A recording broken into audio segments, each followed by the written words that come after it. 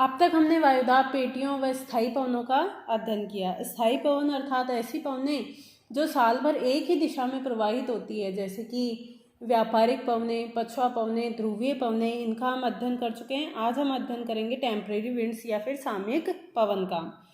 तो मौसम या समय के परिवर्तन के साथ जिन पवनों की दिशा बिल्कुल उलट जाती है उन्हें सामयिक पवन या टेम्परेरी विंड्स कहते हैं। इसके अंतर्गत निम्नलिखित पवन को रखा जाता है। पहला है मानसून विंड्स, दूसरा है स्थल समीर व सागर समीर, और तीसरा है मुख्यतः पर्वत समीर व घाटी समीर, जिनको कैटाबैटिक व एनाबैटिक विंड्स के नाम से भी जाना जाता है। तो सबसे पहले हम अध्ययन करते हैं मानसून विंड्स का। तो मानसून का हमने भारत में जब मानसून का अध्ययन किया था तो मानसून की उत्पत्ति के सिद्धांतों के दौरान हमने मानसून पवनों का पूर्णतः अध्ययन किया था। मानसून एक प्रकार से बड़े पैमाने पर भूमंडलीय पवन तंत्र का ही रूपांतरण है।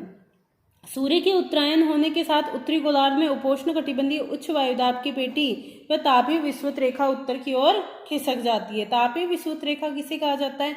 सर्वाधिक तापमान वाले स्थानों को मिलाने वाली तापीय विषुवत रेखा कहलाती है। देखो, विषुवत रेखा तो 0 डिग्री अक्षांश को विषुवत रेखा के नाम से जाना जाता है, लेकिन सर्वाधिक तापमान 0 डिग्री पर न पाया जाकर सामान्यतः उसके कुछ उत्तर में 10 डिग्री के आसपास पाया जाता है। तो सर्वाधिक तापमान वाले स्थानों को मिलाने वाली इस रेखा को ही तापीय विषुवत रेखा के नाम से जाना जाता है। ये तापीय विषुवत रेखा भी सूर्य के उत्तरायण के साथ उत्तर में खिसक जाती है, जिससे एशिया में स्थलखंड के प्रभाव के कारण ये खिसकाव जो होता है, तापीय विषुवत रेखा का खिसकाव, वो क्या होता है? अपेक्षाकृत अधिक होता है, जिसके कारण विषुवत रेखीय पछुआ पवन भी उत्तर की ओर खिसक जाती है और ये विषुवत रेखीय पछुआ पवनें दक्षिणी पश्चिमी मानसून के रूप में प्रवाहित होती है। इसका हमने डिटेल में अध्ययन किया था कि जैसे ही सूर्य का उत्तरायण होता है वैसे ही क्या होता है, ITCZ का खिसकाव भी उत्तर तक हो जाता है, और यह है हिमालय के दक्षिण वाले क्षेत्र तक ITCZ का खिसकाव हो जाता है। तो फ्लोन ने कहा था कि यहाँ पर विषुवत रेखीय जो पछुआ पवनें हैं यही दक्षिणी पश्चिमी मानसून के रूप में चलती है। और जो तापीय सिद्धांत था मानसून की उत्पत्ति का, उसके अनुसार क्या होता है, जैसे ही ITCZ का उत्तर की ओर खिसकाव होता है, जो दक्षिणी पूर्वी जो व्यापारिक पवनें हैं वही भूमध्य रेखा को पार करके दक्षिणी पश्चिमी मानसून के रूप में भारत में प्रवाहित होती है। सूर्य के दक्षिणायन होने के कारण उपोष्ण कटिबंधीय उच्च वायुदाब की पेटी क्या होती है, वापस इसका क्या होता है, स्थानांतरण दक्षिण की तरफ हो जाता है, जिसके कारण इस क्षेत्र में पुनः उत्तर पूर्वी व्यापारिक पवनें चलती है, अर्थात उत्तरी गोलार्ध की व्यापारिक पवनें चलने लग जाती है। यही शीतकालीन या उत्तर पूर्वी मानसून के नाम से जाना जाता है। पूर्वी एशिया के देश जैसे चीन और जापान में ग्रीष्मकालीन मानसून की तुलना में शीतकालीन मानसून अधिक प्रभावी होता है। समुद्र तटीय क्षेत्रों में ठंडी व शुष्क महाद्वीपीय वायु पिंड गर्म व आर्द्र जब महासागरीय वायुपिंड से टकराती है तो भारी चक्रवातीय वर्षा लाती है। और दूसरा है स्थल समीर व समुद्र समीर या सागर समीर। मानसून पवनों का अब मैं ज़्यादा डिटेल में वर्णन नहीं करूंगी, क्योंकि अपन भारत में मानसून की उत्पत्ति के दौरान इसको पूर्णतः समझ चुके हैं। स्थल समीर व सागर समीर। स्थल समीर व समुद्री समीर समुद्र तटीय क्षेत्रों में एक पतली पट्टी को ही प्रभावित करते हैं। जैसे कि मानसूनी पवनें क्या थी, पूरी भूमंडलीय एक तरीके से बहुत बड़ा तंत्र था, लेकिन जो स्थल समीर और सागर समीर है ये मुख्यतः सिर्फ तटीय क्षेत्रों को ही प्रभावित करते हैं, यानी इनका एरिया क्या होगा, कम होगा। दिन के समय निकटवर्ती समुद्र की तुलना में स्थलखंड अधिक गर्म हो जाते हैं, जिससे वहां पर निम्न दाब का विकास हो जाता है और समुद्र के ठंडा होने के कारण वहां पर उच्च दाब पाया जाता है। तो गर्म होने के कारण स्थल के पास में हवा ऊपर उठती है और उसका स्थान लेने के लिए सागर से ठंडी हवा स्थल की ओर प्रवाहित होती है। इसे ही समुद्री समीर के नाम से जाना जाता है। रात के समय तेज पार्थिव विकिरण होने के कारण स्थलखंड समुद्र की तुलना में ठंडा हो जाता है, जिसके कारण स्थलखंड पर उच्च दाब का और समुद्री क्षेत्र पर निम्न वायुदाब का विकास हो जाता है, जिसके कारण हवाएं स्थल से सागर की ओर चलने लगती है। इसे ही स्थलीय समीर के नाम से जाना जाता है। देखो, इसको हम इस प्रकार से समझते हैं कि जैसे ये स्थलीय क्षेत्र है और ये सागरीय क्षेत्र है, तो सामान्यतः क्या होगा, दिन के समय की बात की जाए तो दिन के समय क्या होगा, दिन के समय सूर्य के विकिरण के कारण, सौर विकिरण के कारण देखो जल की प्रवृत्ति होती है, देर से ही गर्म होता है, देर से ही ठंडा होता है, जिसका कारण हम समझ चुके हैं। जब स्थलीय भाग तीव्र गति से, क्योंकि इसके ऊपरी सतह को ही इसको गर्म करना होता है, इसलिए तीव्र गति से गर्म होता है। गर्म होने से यहाँ पर टेम्परेचर क्या हो जाता है, अधिक हो जाता है। इसकी तुलना में टेम्परेचर यहाँ पर क्या होता है, कम होता है।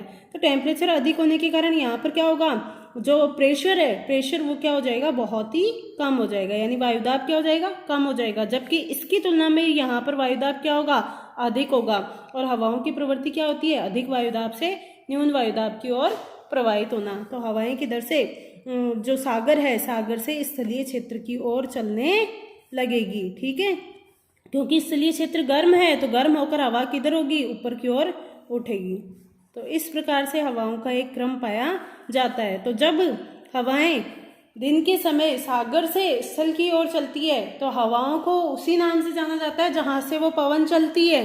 तो पवन कहाँ से चल रही है, सागर से चल रही है, इसलिए इसको क्या कहा जाएगा, सागर समीर।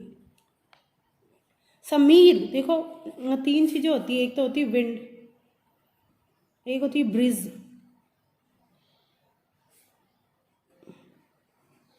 जो समीर होती है, समीर क्या होता है, इसमें जब हवा, पवन जो होगी वो लगातार नहीं चलती बल्कि झोंकों के रूप में चलती है, तो उसको समीर कहा जाता है। और पवन क्या होती है, जब लगातार हवा बहती रहती है, तो उसको विंड या पवन के नाम से जाना जाता है। अब है रात के समय। अब रात को क्या होगा, ये स्थलीय क्षेत्र है, ये सागरीय क्षेत्र है। तो रात के समय क्या होगा, जो स्थलीय क्षेत्र होगा यहाँ से पार्थिव विकिरण होगी।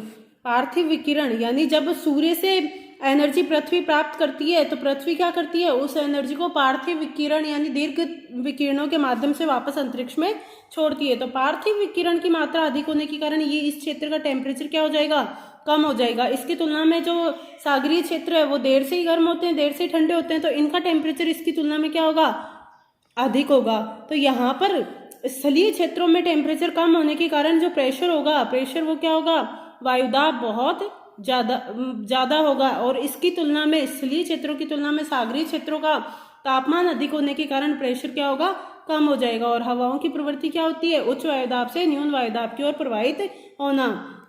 तो हवाएं स्थलीय क्षेत्र से सागरीय क्षेत्र की ओर चलने लगेगी। ठीक है, तो इसको क्या कहा जाता है, क्योंकि हवाएं किधर से चल रही है, स्थल से सागर की ओर, तो इसको स्थल समीर कहा जाएगा। ठीक है, तो तटीय क्षेत्रों में दिन के समय सागर समीर चलती है और रात के समय स्थल समीर चलती है, जिसका मुख्य कारण क्या होगा, तापमान में अंतर के कारण वायुदाब में अंतर का उत्पन्न होना। अब है पर्वत समीर व घाटी समीर। दिन के समय पर्वत की ढाल सूर्य ताप के प्रभाव से घाटी तल की तुलना में अधिक गर्म हो जाती है। ऐसी परिस्थिति में वायु घाटी तल से पर्वतीय ढाल पर ऊपर की ओर प्रवाहित होने लगती है।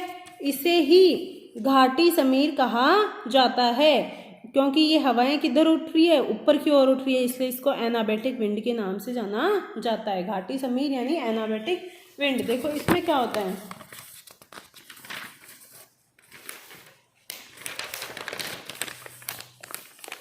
मान लो ये पर्वतीय घाटी क्षेत्र है, तो इस क्षेत्र में क्या होगा, जैसे ही सूर्य टेम्परेचर के कारण क्या होगा, टेम्परेचर अपेक्षाकृत सूर्य ताप की मात्रा यहाँ पर ज्यादा होगी और नीचे की तरफ जाने पर क्या होगी, कम होगी। तो ये जो क्षेत्र होगा ये क्या होगा, सूर्य ताप के कारण अधिक गर्म हो जाएगा, यानी इस क्षेत्र का टेम्परेचर क्या होगा, बढ़ जाएगा। टेम्परेचर बढ़ने के कारण यहाँ पे प्रेशर क्या हो जाएगा, जो वायुदाब होगा वो कम होगा। तो इस क्षेत्र से हवाएं ऊपर की ओर उठने लगेगी। ठीक है, गर्म होकर यहाँ से भी हवाएं किधर उठेगी, ऊपर की ओर उठेगी, क्योंकि ये हवाएं कहाँ से चल रही है, दिन का समय। तो हवाएं घाटी से किधर जा रही है, पर्वतीय ढाल की ओर, तो इनको कहा जाएगा घाटी समीर या पवन। ठीक है, क्योंकि ये हवाएं किधर जा रही है, इनकी प्रवृत्ति क्या है, नीचे से ऊपर की ओर, तो इनको एनाबेटिक विंड भी कहा जाता है।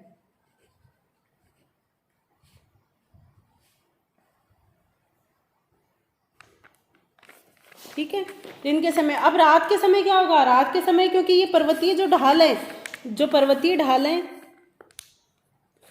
पर्वतीय ढाल यहाँ से क्या होगा, पार्थिव विकिरण भी तीव्र गति से होगा। पार्थिव विकिरण होने के कारण, तीव्र गति से होने के कारण यहाँ पर क्या हो जाएगा, टेम्परेचर कम हो जाएगा। टेम्परेचर कम होने के कारण हवा क्या हो जाएगी, ठंडी हो जाएगी, और प्रेशर भी क्या हो जाएगा, यहाँ पर वायुदाब अधिक हो जाएगा। इसकी तुलना में यहाँ पे टेम्परेचर क्या है, ज़्यादा है, और प्रेशर क्या है, कम है, तो हवाएं पर्वतीय ढाल से घाटी की ओर प्रवाहित होने लगेगी।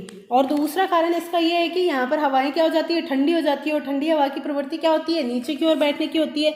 इसलिए सारी हवाएं यहाँ पर घाटी में जाकर, ठंडी हवा घाटी में जाकर इकट्ठी होने लगेगी। क्योंकि ये पवन किधर से चल रही है, पर्वतीय ढाल से घाटी की ओर चल रही है, नीचे की ओर उतर रही है, तो इनको क्या कहा जाता है, कैटाबैटिक विंड, कैटाबैटिक विंड। और क्योंकि चल कहाँ से रही है, पर्वतीय ढाल से घाटी की तरफ, इसलिए इनको पर्वत समीर कहा जाता है। ठीक है, तो ये हो गई दिन के, रात के समय पर्वत समीर, और दिन के समय क्या होगी, घाटी समीर, जिसका कारण समझ चुके हैं। यहाँ पे टेम्पोरल विंड्स अपनी खत्म होती हैं।